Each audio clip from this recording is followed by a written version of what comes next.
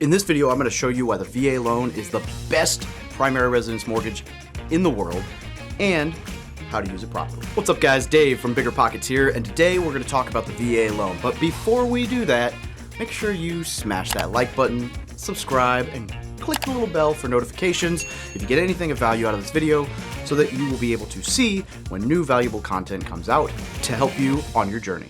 All right, so the VA loan is a primary residence mortgage for service members and veterans, and it is the best mortgage product on the market. But unfortunately, there are a ton of misconceptions out there. Now, there are a couple of reasons for this. One, the VA loan has changed. It has evolved over the last few years. A prime example is that in January of 2020, the VA loan went from utilizing county limits for every loan you take to utilizing county limits for all of your secondary uses or tertiary uses. But your first use of the VA loan no longer has a limit. You can borrow as much money as you can qualify for with your finances. So as long as your debt to income ratio, credit score, and all of those things line up, you can purchase a $1 million, multi-million dollar, the most I've seen is $1.93 million duplex, zero down with the VA loan. That is a huge change.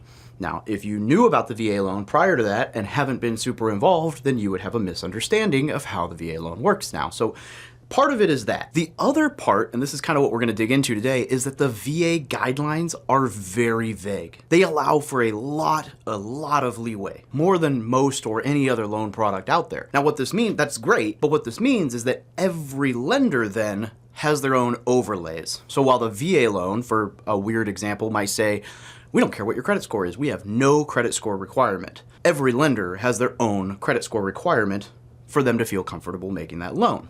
So you will run into a lender who says, no, the VA loan only works with a 640 credit score. I've even heard of 560 being approved. That's kind of why there's a lot of misunderstandings here, because the guidelines themselves are not super strict, but lenders change it up, right? They have their overlays. So it's sometimes beneficial to go to one lender and then go to another lender and then go to another lender. And if a lender tells you no, then say, hey, well, let me ask this lender and check the guidelines, because the guidelines will let you know if it's actually possible.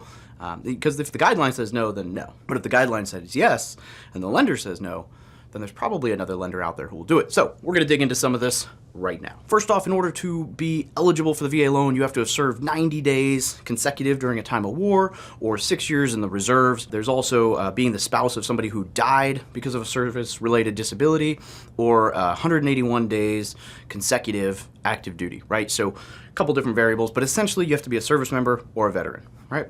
Pretty simple. Now, the VA loan is a federal guarantee. So the federal VA is guaranteeing that 25% of the mortgage that would normally be your down payment in order to allow you to get in zero down. This was created as service members were coming back from war, unable to get into housing, and kind of realizing that they were falling behind because the people who hadn't gone to war had been able to get a job, buy a house, all the things. As I mentioned previously, the VA, the actual guidelines, have no credit score requirement. Every lender's gonna have their own overlay, but as far as the VA goes, there's nothing. I've seen as low as a 560 credit score get approved for a mortgage. I wouldn't be surprised if there are lower ones out there. Now, the nice thing about the VA loan is that pricing adjustments are not the same as other mortgages. So with other mortgages, you might have a price, I think it's there's a change of your interest rate at like 720, 680, 640 or something like that. With the VA loan, 640 is the mark. There's no loan level pricing adjustments above that. So if you have a 640 credit score and above, you're gonna get the exact same pricing, like interest rate and everything, as somebody with an 800 credit score. So that is something that's very unique to the VA loan and makes it infinitely more powerful than a lot of other mortgage products, because you can be approved for a very expensive home or just a normal home with a lower credit score and get a great rate, which is often why VA loans have better interest rates than other mortgage products. With the guidelines for the VA loan, debt to income ratio, DTI, right? With any conventional mortgage product, if you hit that 50% threshold on debt to income ratio, you're toast. That's it. Nobody can lend to you. You're done. Sorry. Ixnay, it is what it is, blah, blah, blah.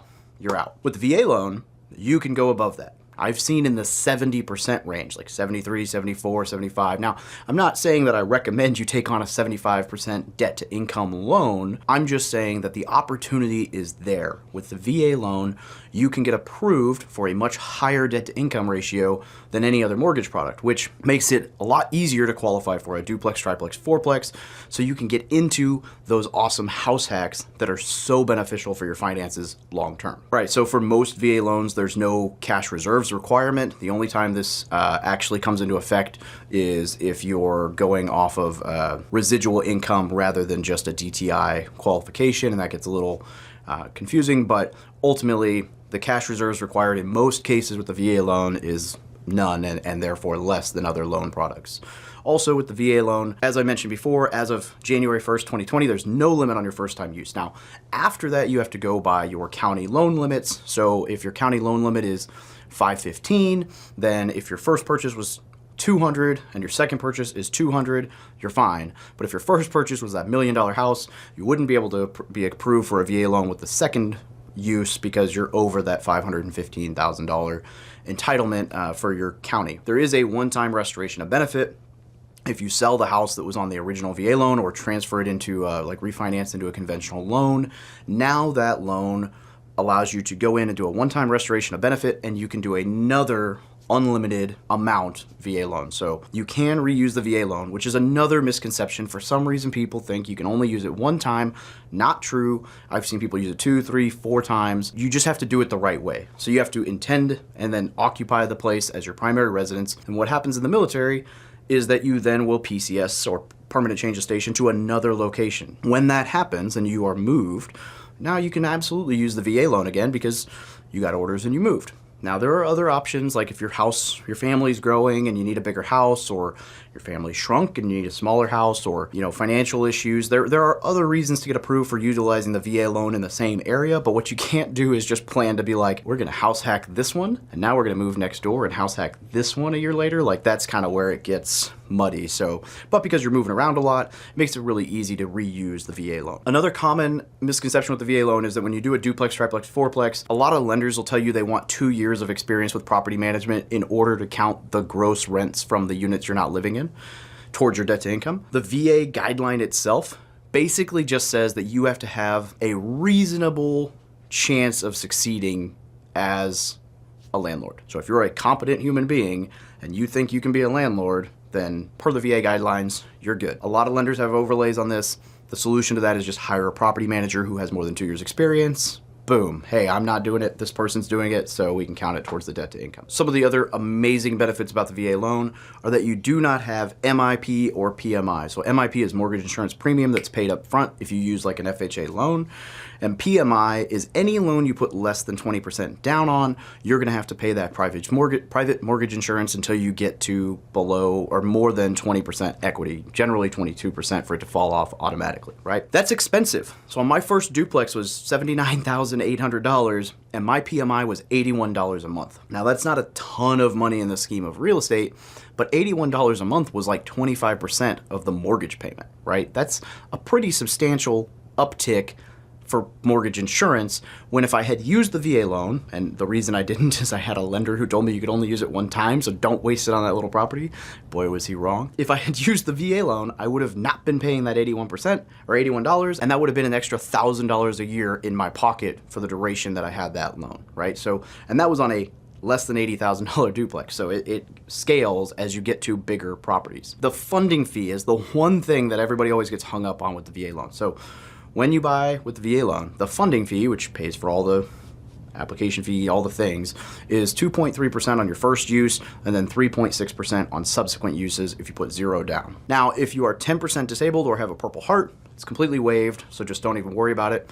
But I just want to show you real quickly the math, right? So 2.3%, $2,300 for every $100,000 borrowed, comes out to about $11 a month added to your mortgage payment, right? So think of it as like $11 a month for every $100,000 you borrow. So on $1 million home, $110,000 or $110 a month added to your mortgage, which is much less than MIP PMI, way better than the opportunity cost of you actually putting 20% down on the property. I would much rather have that 20% in cash reserves in case something breaks, like HVAC, water heater, the inevitable things that are gonna happen. And so the VA loan allows you to get in very cheap. Yes, there's a minor funding fee, but it's really not much to worry about, and it doesn't come out of pocket, it's wrapped into the loan. So could be a lot worse. All right, so here's the TLDR, too long didn't read or watch, right? If you magically skip to the end. I don't know if people do that with videos. The VA loan allows for you to do 0% down financing with very low fees, low closing costs, low interest rate, and a sustainable 30-year fixed rate mortgage.